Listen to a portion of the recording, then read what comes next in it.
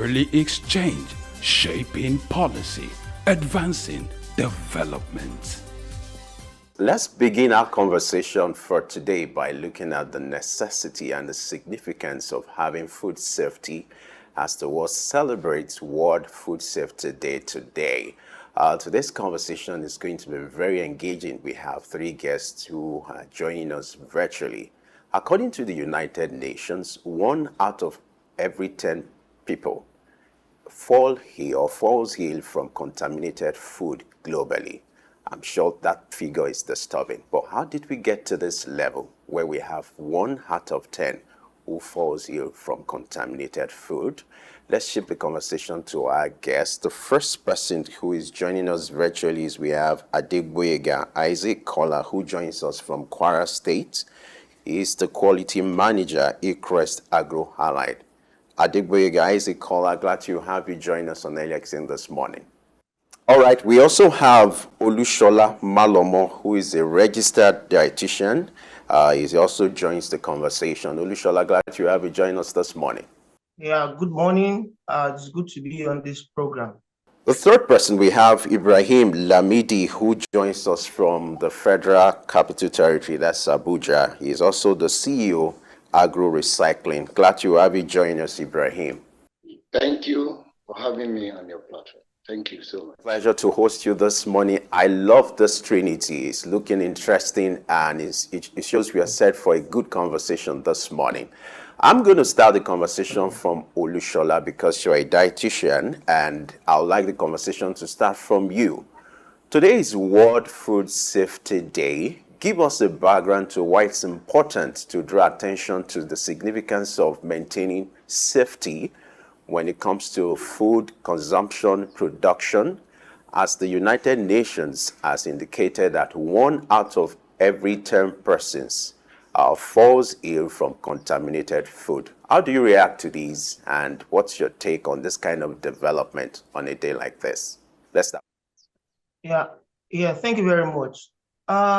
When you look at food, generally, you discover that a lot of people have one way or the other connected to from the farm to the table in terms of the value chain. Now, because this value chain is a chain in which involves economy, investment, heavy investment, a lot of personnel along the line. Now, from planting, cultivation, to processing, even to storage, and you discover that all these processes are capital intensive in terms of the key players and stakeholders that get involved. Now, another thing I want us to look at is the aspect of food insecurity. Looking at the food production now, in the past, we've had conflict in which farmers would not go to the farm. When you look at the increase in the commodity price of food items, you discover that you spend more getting food. All these that I've talked about would make a lot of people to cut corners, to commit fraud along the line of production. I'll give you an example. Let me take food storage, for example, now. And an individual is to store food, probably close to 20 bags of beans. And instead of using the ideal pesticide, such an individual used the pesticide that is not favorable. And in the course of time, you have consumers take this kind of food items, and before you know it, you have a lot of people having illness or disease condition as a result of food that has been consumed. So in talking about food now, I'm talking about food safety. Let us look at some of these processes. Now, our market is another important point when we are talking about this conversation, because looking at the environment of our market structure, looking at the safety of the food handling, Now, you discover that toward the end of this food production chain, when you have food that will be prepared, ready-made food, talking about the food handlers, hand washing, contamination. So by and by, you see that a lot of issues are woven together that is causing this increase. Particularly, let me give you an example. 40% of this food-borne disease or incidents happen among children. And if you look at it, children who go to school, I'll give you an example of children between the ages of maybe 2 and 5 years old. They are going to school, they have a food pack. In this food pack, the food pack stays for a couple of time. The quality of that food, exposure, contamination. I'll give another example. In a company, in a factory, and as a result of poor handling of food, you discover that there's a contamination, and you see the staffs in that canteen that is contaminated will have issues along with food poisoning, and this will affect the productivity of the company. So by and large, all these issues interwoven cause the increase in the level of people exposed to food insecurity or food safety annually. All right, let me go to Adegboyega. Let's go to where the food comes from, or where the production of the food begins, which is the farm. In the planting process, and while the crop has been planted and harvest, what are the measures that sometimes that should be taken to help prevent contamination of food? Because Olushola just talked about the market structure, the storage of the food, even the preparation of the food. But let's trace it back to where these food are grown. How are they exposed to contamination? Okay, thank you. Blessing. Looking at food safety, maybe I should just start with the definition of food safety. Food safety refers to the practices and measures taken to ensure that food is safe for consumption, free from harmful substances and that will not cause harm to the consumer. Now let us look at it from the farm. The major aspect of food safety we begin to zero in from the farm is the aspect of pesticide residue. There's the pesticide we use on the farm, like Olushola said, because of the high cost of commodity and the rest in the nation, people tend to find a way to cut corner. There are pesticides that are recommended for use, and there are dosages that are supposed to be used in the farm. But because we are looking for a way to cut corners, sometimes we go through this route here, somebody bring this one, mix A and B together, and at the end of the day, we are having heavy residue of pesticide on our food, and that is where the problem comes from the farm. Now, whoever is buying beans now, you do not know what kind of pesticide they use during cultivation. You just go to the market, just buy. Unlike in the advanced one, maybe there are certificates of analysis that follow, but I'm not even sure certificate follows whatever comes from our farm, none in this part of the world. So the main concern for consumer now as regard to food coming from the farm is the pesticide residue. There's a threshold level that it must not go beyond. When pesticide residue goes beyond that, it render the food unsafe. And this cannot be determined by physically looking at the product. It can only be ascertained in the lab. How many of us take our food to the lab to run analysis?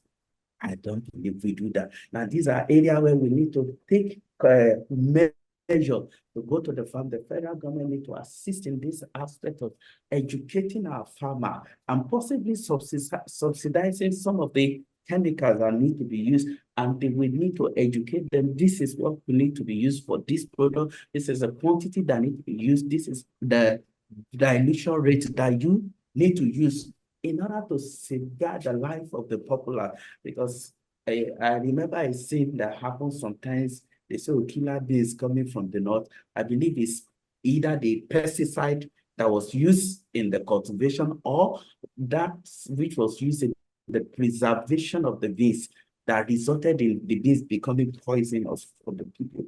And we start shouting, oh, there's all the northerners are trying to poison the southern. No.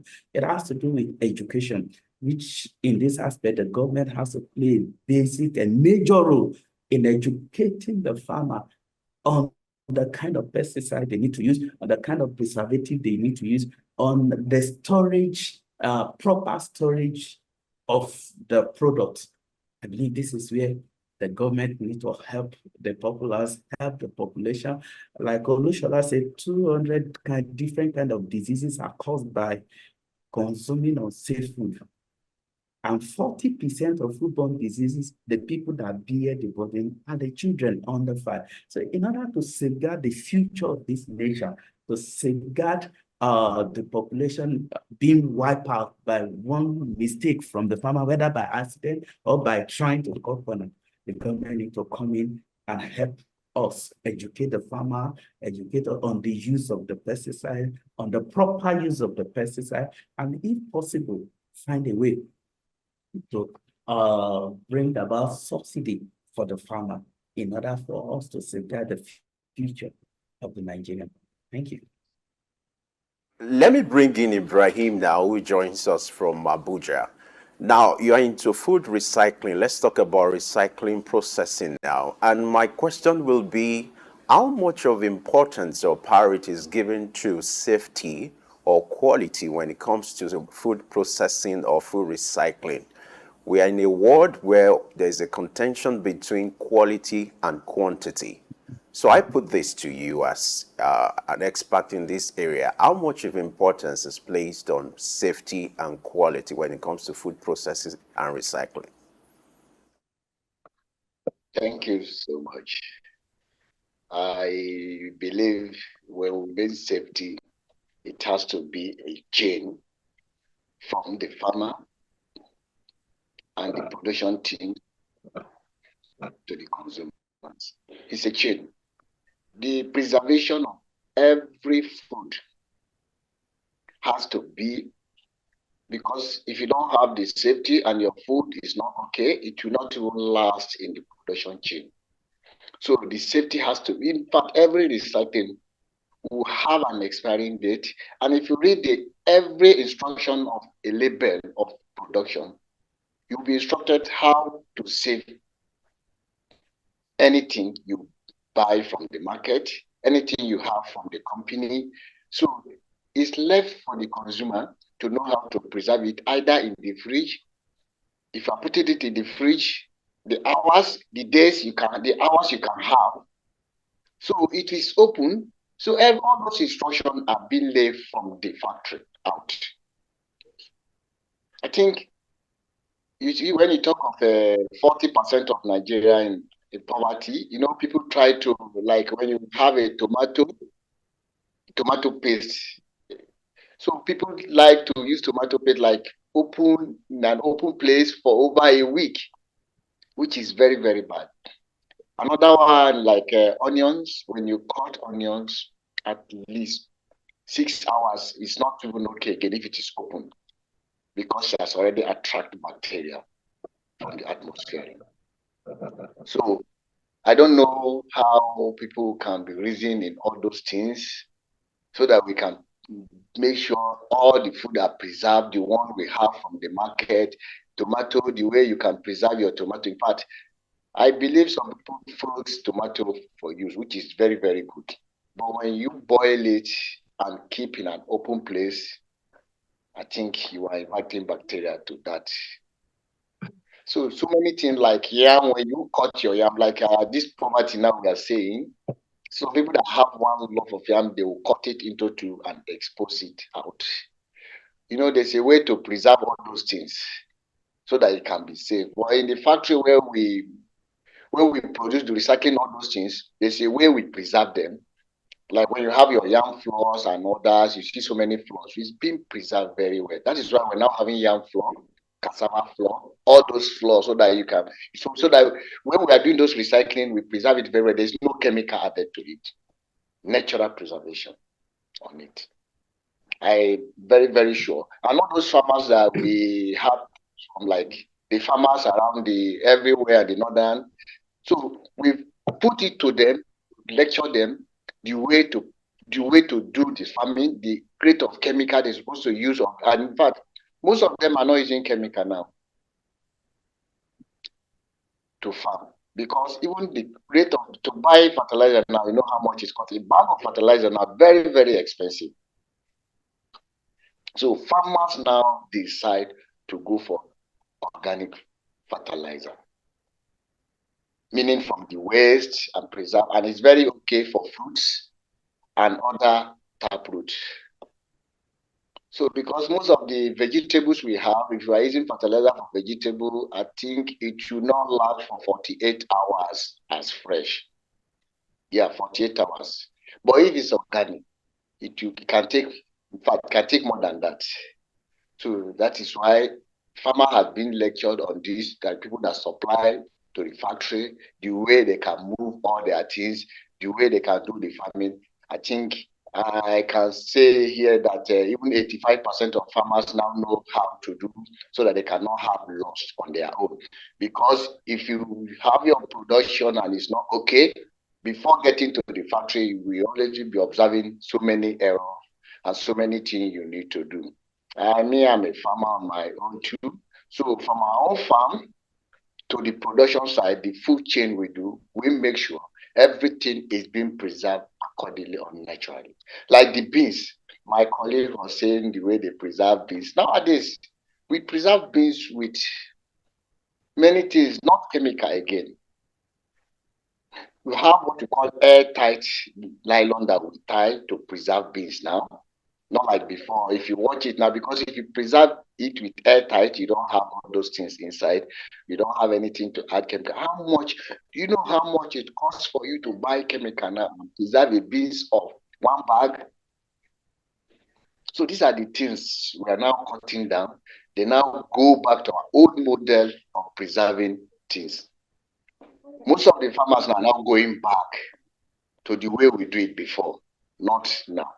So thank God, so many things have been opened out for farmers to learn a different way of preservation. It's now left for the consumer.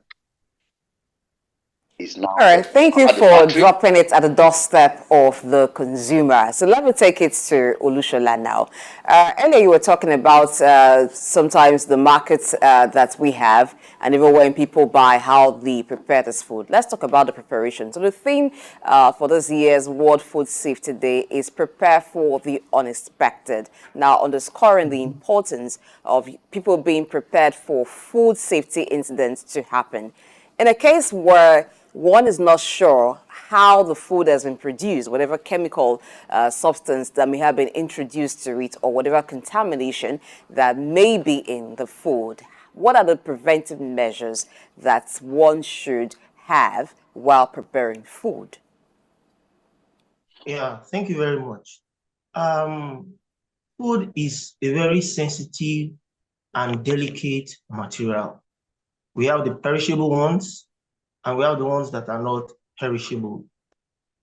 At the market, when you purchase your food items and you have gotten home, the first thing you need to do is to sort and separate your food items for storage at home. I'll give an example. You purchased meat, fish with your cucumber, apple, carrot. Now, you need to separate, you need to wash. Then when you are storing, for example, you don't keep meat above your orange, your apple, and watermelon, because the fluid from the meat will definitely drip and drop on the apple. And some of these fruits, you are eating them raw. Even though you wash them, some of these microorganisms, particularly salmonella and the likes, would have already infested and colonize such food item. So it's important when we come back from the market, let us wash, sort out our food items, and store them in appropriate temperature and appropriate condition. Because some microorganisms, they thrive in a very cold temperature, and while others thrive at hot temperature. So appropriate storage based on temperature is the first way of mitigating incidents that will occur. Also, I'll give an example, particularly with the food handlers now. The chopping board we are using, there's a need to have multiple chopping boards or to have a culture of appropriately cleaning. I'll give an example. Use the same chopping board for meat, and you are still using that same chopping board for your salad, maybe your cabbage, your lettuce. And this lettuce, cabbage, you are not heating again to kill some or to denature some of these microorganisms with higher temperature. And because you are eating it raw, some of these substances would have already contaminated this. That is one side. Now, let us look at the food handlers themselves. If a food handler, either a cook or an assistant, is ill, such an individual should not be allowed to continue the duties of preparing food. Now, I'm going back to the market now for us to ensure we can prevent some of these incidents. You need to look at the fact label when you are buying some items, particularly imported food items or packaged food items. You need to check for the expiry date, because this expiry date is very important to ensure the quality of the food you are to consume. So ensure that the food is not expired. Ensure that the color, for example, tomato is expected to give a particular color, red. But when the color is deviating for the normal, you know that definitely something must have happened to this food item. So it's very important. However, I want to stress, because what happens is either contamination through pesticide, through insects, through chemicals, or contamination by contact with the handlers. When this happens, one of the first things we should do is to discontinue such food, then try to investigate what happened, particularly when it's an organization that involves a large number of people, maybe the factory, canteen, maybe in a hospital catering service. Try to investigate, identify the cause, keep the cause away, and have a written statement such that such will not happen again. Then we need to review our protocol, our schedule of operation, particularly our eateries, food centers, where the public come to derive their nutrition or to obtain their food. There's some criteria that need to be passed, like the food handlers test and all that, so that you can ensure the health status of the person that is preparing this food. So having said that, when there's any emergency, particularly for food poisoning, which can come in form of diarrhea, can come in form of other signs and symptoms, the first thing to do is to go to the hospital once such an individual has been stabilized, so that we don't continue giving concussions or other inappropriate substances for such an individual, thereby complicating the person's medical and health status. But by and large, it's very important for us. You see, a lot of people compromise quality for cost or price. And that's why when you see some people at the market, we do market survey, and you see them, instead of buying quality fresh tomato, they go for the rotten ones. But the rotten tomato would contain a lot of microtoxins, aflatoxins, that could even predispose such an individual to cancer or some other conditions. So going for quality, even though the quantity may not be as when you go for the lowest or substandard quality, but for food safety issue, you discover that you are on the safer side when you trail this route towards your food and your nutrition, particularly what you cook in the kitchen. All right, let me bring in Adegboyega now, who is a quality manager.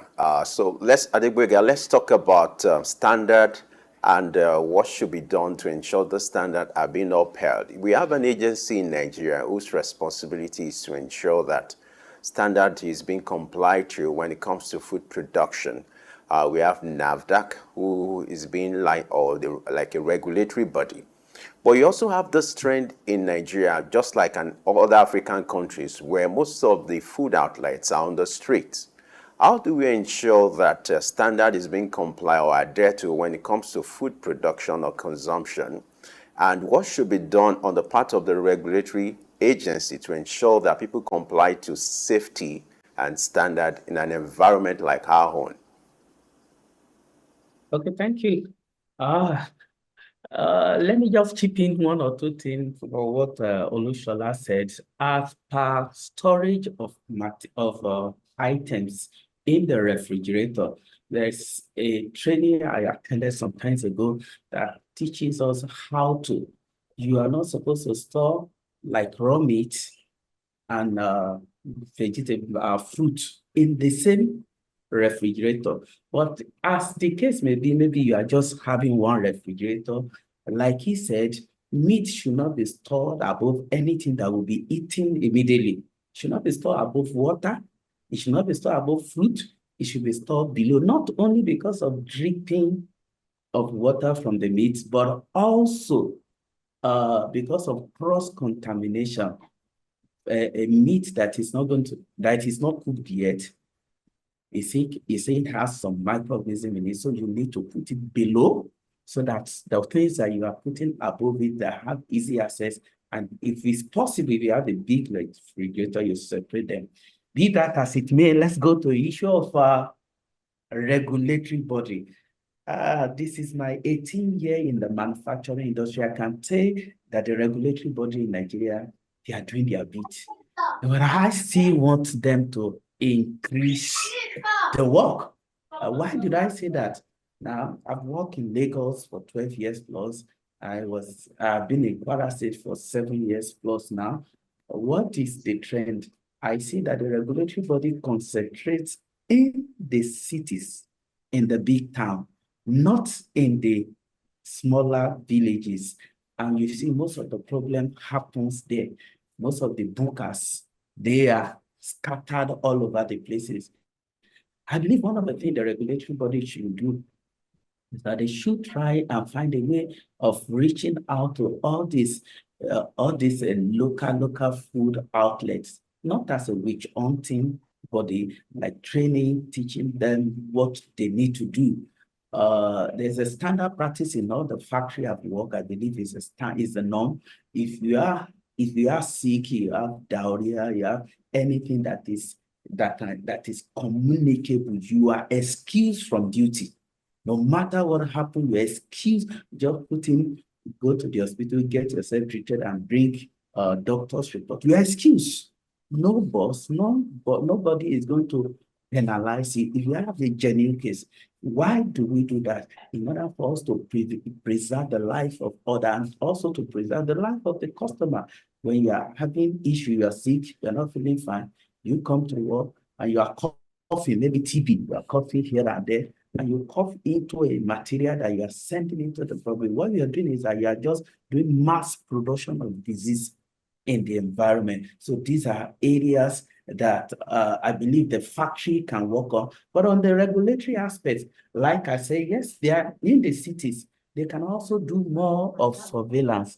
They need to go more out to educate, not witch hunt. Like I said, some people, when they hear NAFDAC is coming or SOUQ is coming, they run. Oh, they are coming to collect annual due. They are coming to tell us what we are doing that is wrong. Anytime they come, there's always a no, it's not. I've worked with one official, NAFDAC official in Kwara State, Mrs. Ayodele, Rosemary Ayodele. She's top-notch. She understands her job. We're having some challenges from that, and she came past. She's the Kwara State coordinator. Then, now she's no longer at Kwara State. She came down and she took her time to explain things. No, see, Isaac, this is how to go. This is what to do. She took her time personally, and she came down to begin to help me out. And we were able to solve the issue, because she did not sit on her high horse, begin to dish out instruction, non-conformity. And no, she came down and began to. This is the attitude I would like the regulatory body to approach in coming to the local areas to teach people. You see, somebody will just rush to the toilet and rush from the toilet, and you are cooking food that the public is going to eat. What are you doing? You are just doing mass production of microorganisms, and you're just distributing it to the public. Those are areas, you see somebody is cooking, is making amala or whatever. You see, maybe what do we call it? Mucus is coming from the nose. Use the backside of the hand to clean it, and you're still preparing food. These are some of the culture that we need to teach our people it is wrong.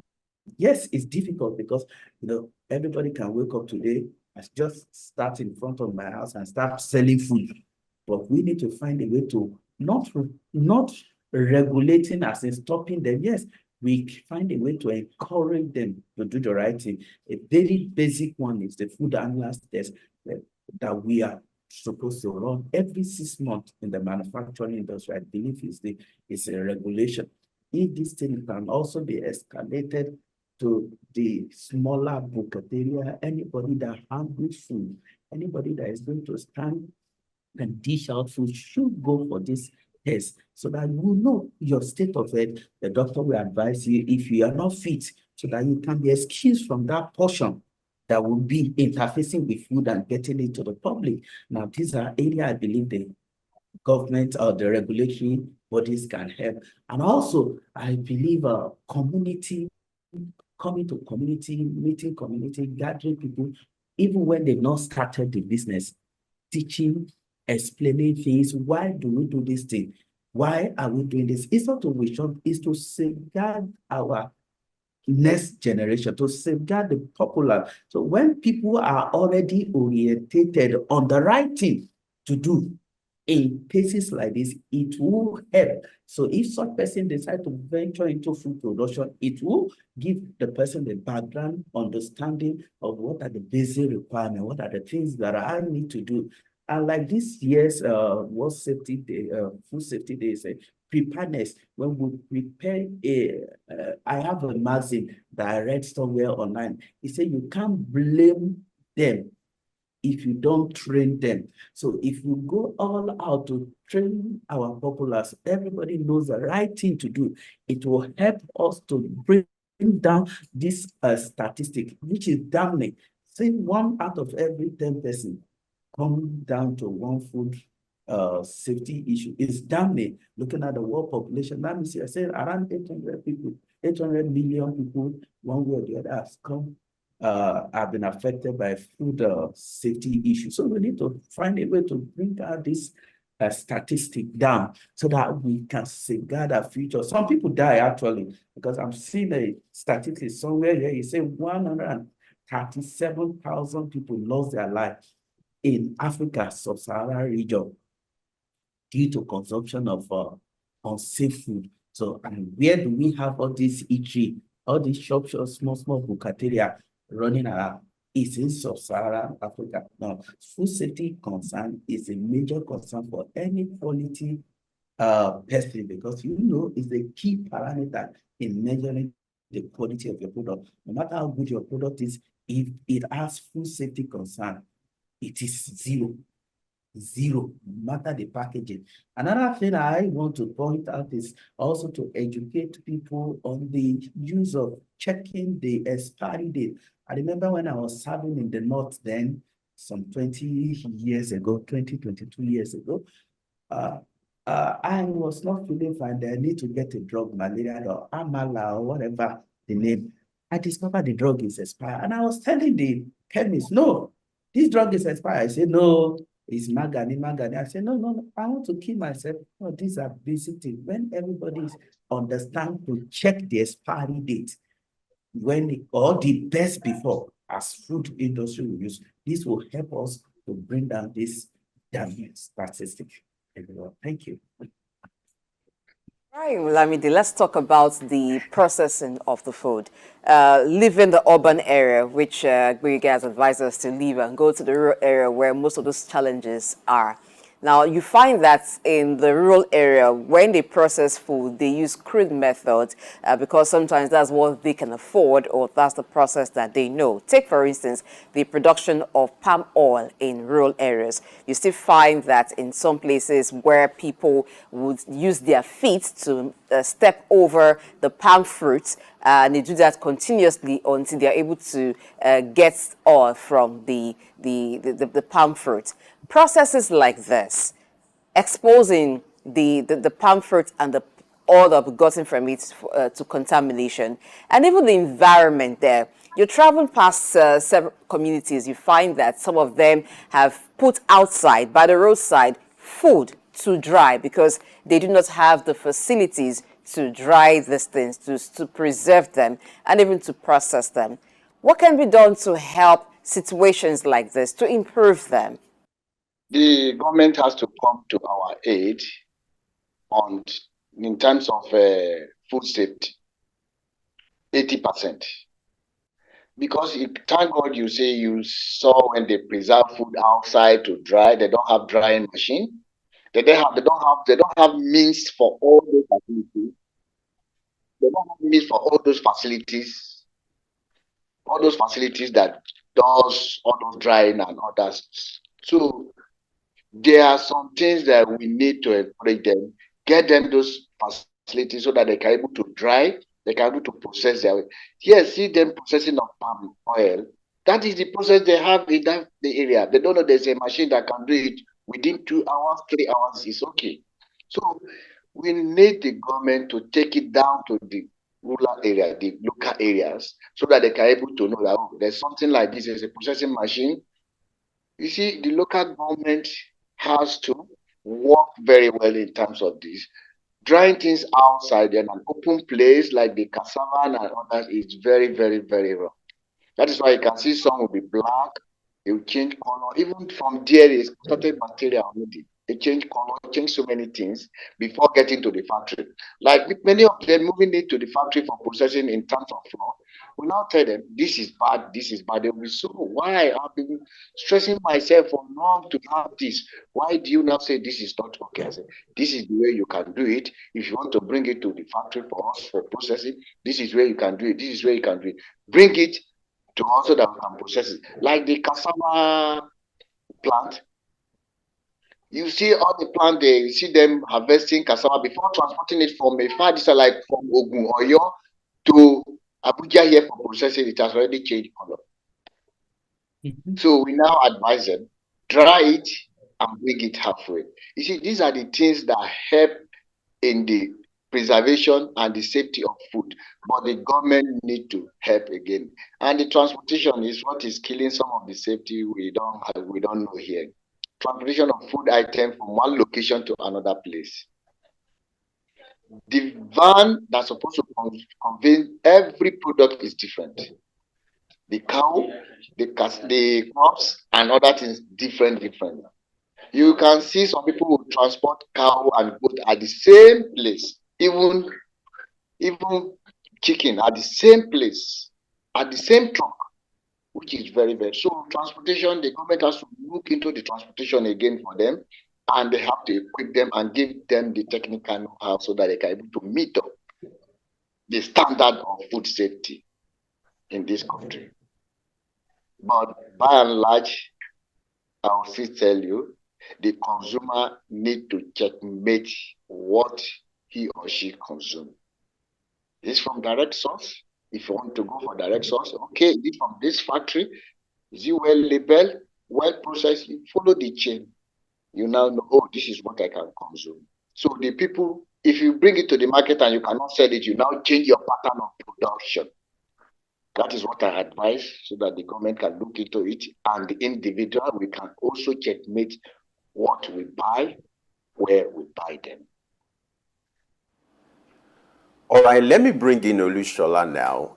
Let's talk about the health implication of consuming contaminated food. But I would love you to start from giving us your observation about the trends, when it comes to the health hazards associated with contaminated food in Nigeria. What has been your observation about the trends, and what should be the role of you and your colleagues or your association in educating people as regards the importance of keeping to food safety, and also the implication or the health implication of consuming contaminated food? Yeah, thank you very much. I think the essence of such a program like this is to create more awareness, raise awareness on issues, critical issues and controversial issues around food and health. Basically, if you look at the trend of what happens within our society, you discover that the purchasing power have been reducing over time. with double-digit inflation, with the crisis in the north that affected food security, all that. That means what you have at hand may not meet up to the expectations. So some things come how do you identify that is branded? That is large. The most important group that these issues concern are the vulnerable groups. This group include the children, pregnant women, breastfeeding women, even the elderly. Now, some of the issues that come up, particularly after consuming contaminated food, food poisoning, and all that, affects productivity, number one. Number two, the rising cost of even medication and all. So we look at preventive aspect intervention now, trying to prevent in all forms. And that is the essence of awareness creation and sensitization, in which I and some of my colleagues have been doing in collaboration with stakeholders and partners, the fourth estate of the realm. Now, one important thing is for every consumer to have an awareness of the quality and safety of whatever item he or she will be consuming. Now, safety from the point of purchase, that is the market. Safety in where you store such food items. Safety in the food preparation. Safety and when you eat the food. Hygiene, washing of hand, and all that. Now, conditions such like diarrhea, conditions such as food poisoning need to be raised in our social circles,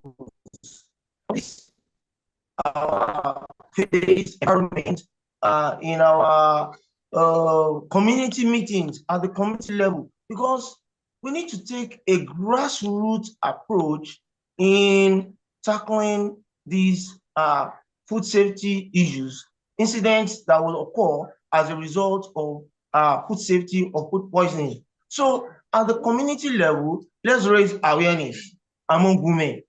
At the community level, let's raise awareness among children. Simple hand washing, proper hand washing before you eat is very important. Proper hand washing when you use the restroom. Proper hand washing when you come in contact with any pollutants, anything that will contaminate. Ensure you wash your hand properly. These are some of the preventive ways in which we can really achieve adequate food safety and security. Now, I'm still coming back to the consumers because consumer information, consumer knowledge goes a long way towards achieving health and wellness. When you are informed, you can make some changes, you can take some steps that will help you, that will help your health condition. Now, my focus is on perishable foods, because some of these perishable foods have a high tendency of being contaminated because they are very active, because of level. So because these foods, then we need to take special care.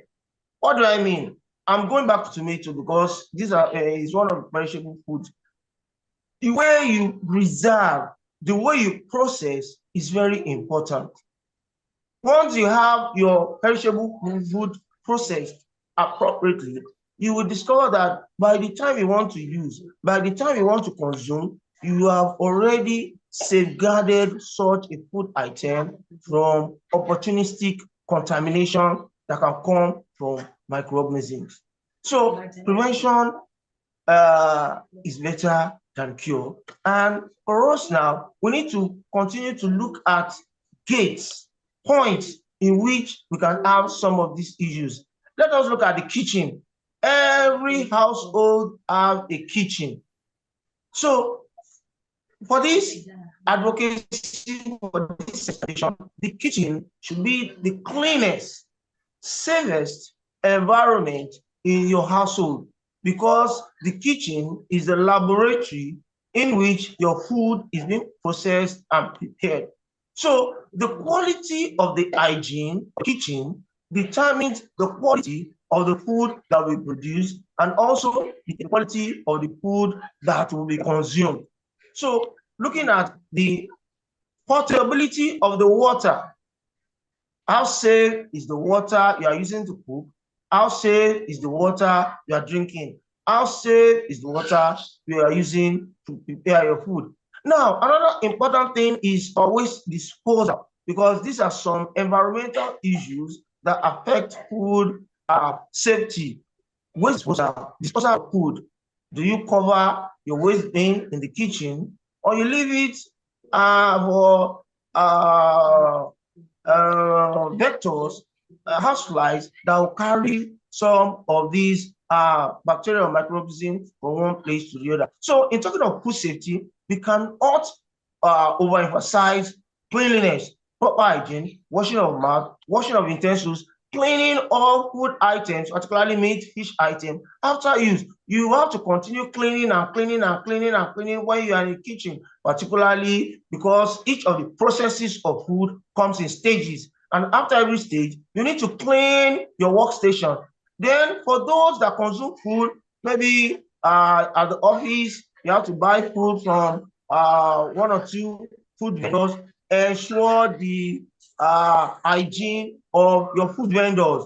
You see some food vendors, you discover you have a broken water pipe, you have gutters, you have around. So the quality of the environment in which you are purchasing food will determine, by and large, the status of that food you are consuming. So it's very important for consumers to beware at the market. Beware, don't compromise quality or price or cost of the food item you want to purchase. Thank you very much. Now let me take this question to Guriga. But before that time, I just want you, Lishola, to talk a little bit about allergies. It's not very common in this part of the world when we talk about allergies as part of what could cause food safety incidents. When food is prepared, sometimes maybe from fast food restaurants and all, some of those things are not put into consideration. How can those who handle food in these areas, even at home, watch out for it? Thank you very much. You see, even though we don't have a lot of allergy conditions in adults, for children, we may have probably a crayfish and some food items that can cause allergic reaction. But I want us to look at conversation from perspective of food additives, food preservatives that are used for food. I'll give an example now, like an artificial sweetener, aspartame, acetylene. Some of these components have just been introduced into our culinary system, our food producing system. And some of these items, there's what we call nutrient to nutrient reaction, nutrient to additive reaction, food to food reaction. Some of these reactions could cause allergic reaction in some individuals. However, I want to state that once you discover that after consuming a food item, there's a reaction, then please discontinue and discuss with your physician. You know, we can have allergy in seafoods, some seafood items. Then when food is not properly cooked, you know, so food allergy is something that you may not have control over. But just as you're talking about, how do we have damage control so that the impact of that allergy doesn't affect that individual, one, walk up to your primary health care center or to your physician, then you have first aid treatment. But discontinue such food items, avoid them, and have a retrospect on what you have eaten that could have stimulated or caused that allergic reaction. All right, thank you. So, Boriga, let's talk about the markets. We've talked about the farm, talked about the consumer. What about the markets? Sometimes this contamination happens in the markets. Apart from what they used to preserve, maybe food like beans, even for fruits, we have forced ripening of these fruits. And if the agency responsible for protection of food or to ensure that people prepare food in a standard and hygienic environment, talking about NAFDAC, what about those who sell this food, the condition in which they are when they're in the market, and how they ensure that they present the food to the consumer at the end of the day, even from fruits to other food items? Okay, thank you, Blessing. I will quickly run through the various aspects of food safety. Actually, handling is one of it. Hygiene is the second one. Sanitation is there. Temperature control, that's during storage, preparation, and serving. And then we have food additive and preservative. That's what Lushola just talked about, and the allergen. Then we have pesticides, residue, foodborne pathogen, allergen, and intolerance, and food labeling. Now, on the issue of handling in the market, this is the area where we need to take a critical look at it. If you see the way the handlers of food or the sellers of food, the way they handle food, I will give an example. I served somewhere in the northeast of Nigeria like 20 something years ago. I was finding it very difficult to eat meat all through, because every time you go to the meat vendor to buy flies, it will look as if there are more flies competing to buy the meat than human beings. You see fly perching here and there, and people say buy. I stayed 11 months serving in the north. I did not eat suya for once, just because of that singular reason. And now this is a condition we find ourselves in this part of the world. It's difficult. If, let's say, for example, in Ilorin, where I stayed recently, we have like 6, 7, 8 major markets. Is it possible for NAFDAC to go to all these markets? And how many staff do they have? They will not be able to. You see, now boils down to community education, going around to educate these people. You see people using kaba to force ripe mango, to force ripe banana, to force ripe plantain. Is going to be more, I believe Lushola can help us in that aspect. It's going to be more injurious to the body taking these things, because they didn't go through the natural process. So we need enlightenment. When we are growing up in the 80s, I know there is what we call National Orientation Agency. I don't know if there's still an agency like that. These are the work. They should go to the rural area. They should go to the marketplace to educate all these poor sellers, all these market women. Somebody that will buy things here, you see some of the markets. If you're looking critically in the market, there is a huge dustbin, or what do we call it now? Refuse dump, sometimes in the market. And this is where you see people buying. You see, sometimes you see a seller of food, edible food, beside a public toilet.